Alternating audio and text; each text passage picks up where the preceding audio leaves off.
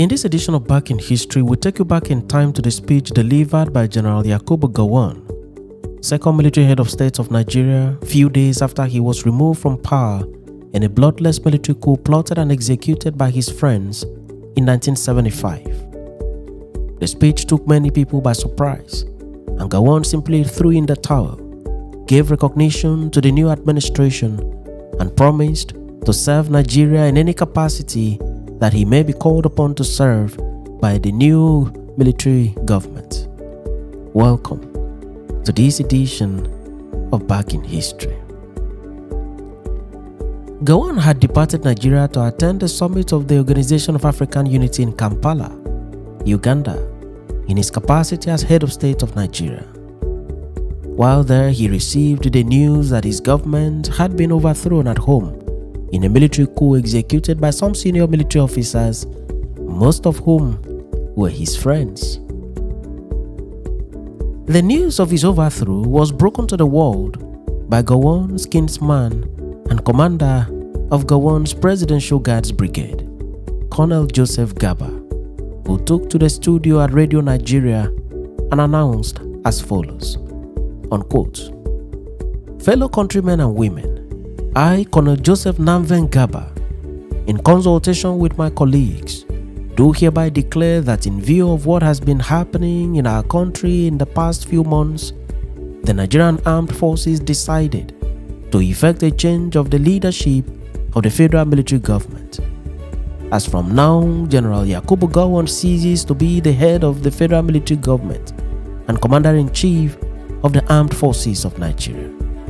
The general public is advised to be calm and to go about their lawful duties peacefully." End of quotes. Garba and Gowon were close friends. They were both from the present-day Plateau State.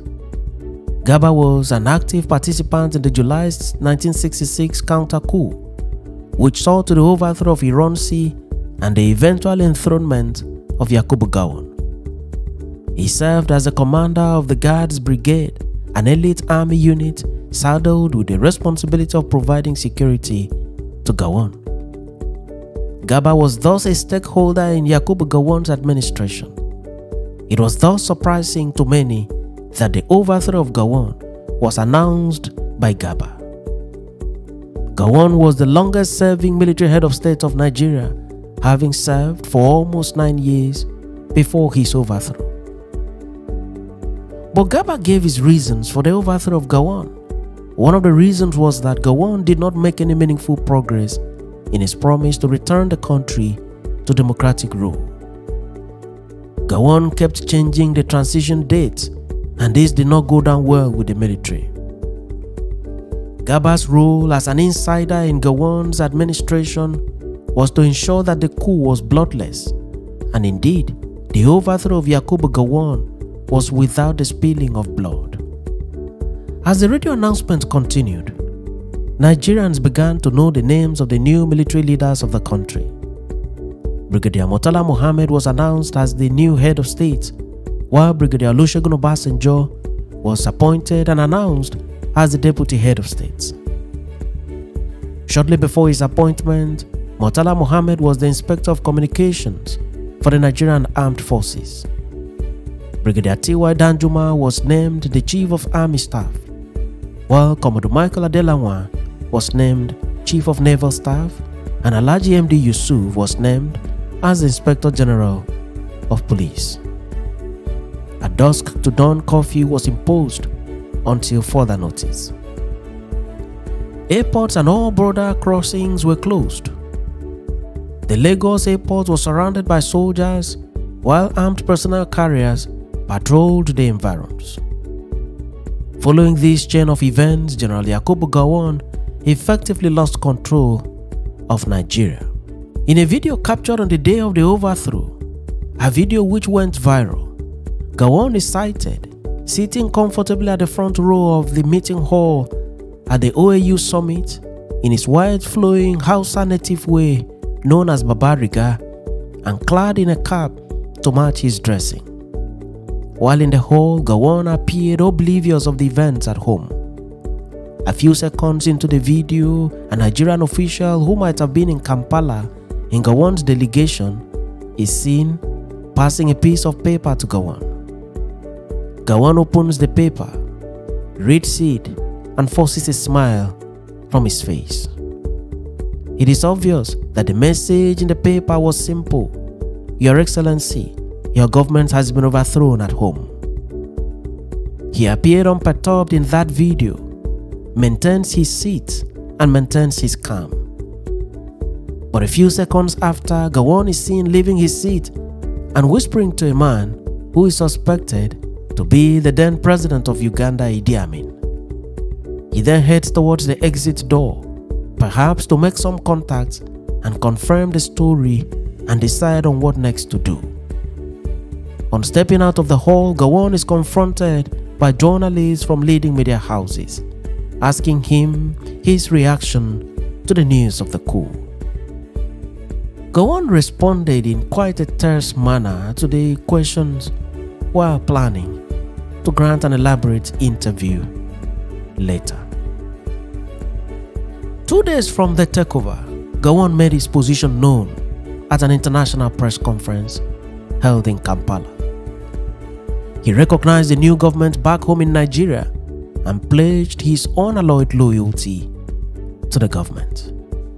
Here is the full text of Gowon's speech at the press conference in Kampala. Quote, "Ladies and gentlemen of the press, this is a statement by me on the situation in Nigeria. From all indication, a new government has been established in Nigeria. I wish to state that I, on my part, have also accepted the change and pledged my full loyalty to my nation, to my country, and the new government. Therefore, in the overall interest of the nation and our beloved country, I appeal to all concerned to cooperate fully with the new government and ensure the preservation of peace, unity, and the stability of our dear motherland. As a Nigerian, I am prepared to serve my country in any capacity which my country may consider appropriate. I am a professional soldier, and I can do any duty which I am called upon to do. May I take this opportunity to thank all the people of Nigeria and friends of Nigeria for the support and cooperation that you all gave me during my tenure of office, and call upon you to give the new government of our nation the same support and cooperation in the interest of our beloved country. Long live one united, happy, and prosperous Nigeria. Long live the Organization of African Unity. According to Shakespeare, all the world is a stage, and all the men and women merely players. They have their entrances and their exits. I wish you the best of luck. Please pray and look after Nigeria for me." End of quote. As noted earlier, Gowon's speech left many in shock. He showed no anger, but simply accepted the situation with fortitude. He then left to the United Kingdom and took admission as a student of political science in the University of Warwick and read up to a PhD in the discipline.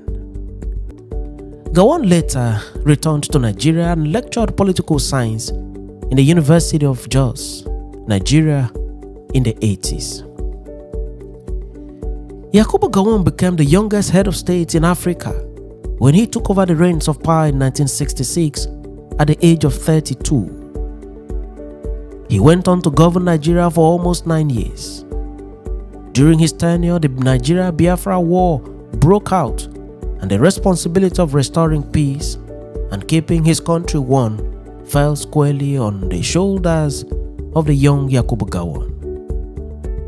The war lasted for 3 bloody years, and when the Biafran forces eventually surrendered, Gowon accepted the surrendering of the Biafran forces from General Philip Effiong and made the "No Victor, No Vanquished" speech, and followed it up with an amnesty for those who had participated in the Biafran War, as well as a program of, quote, reconciliation, reconstruction, and rehabilitation to repay the extensive damage done to the economy and infrastructure of the country.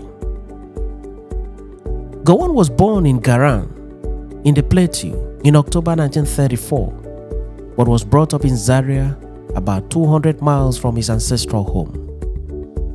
He attended St. Bartholomew's School, Wusasa, and then moved to the government secondary school, Zaria. He then decided to join the Nigerian Army. Gowon, in his interview with the Harvard Center for Public Leadership, said that he initially did not want to be a soldier, that he wanted to be a teacher. He later went for the selection interview for the army when it turned out that 11 of his classmates were also attending the interview. Gowon was the last person to arrive at the selection center, but was the only person selected from among his classmates. He joined the army on 24th May 1954. He then went on to attend a couple of military schools, including the Royal Military Academy Sandhurst, Staff College Camberley, United Kingdom, and the Joint Staff College, Latima. He was commissioned to the rank of second lieutenant for the Nigerian Army at the age of 21. Thanks for watching this episode of Back in History, and do remember to subscribe to the channel or follow the page for regular notification on every new video.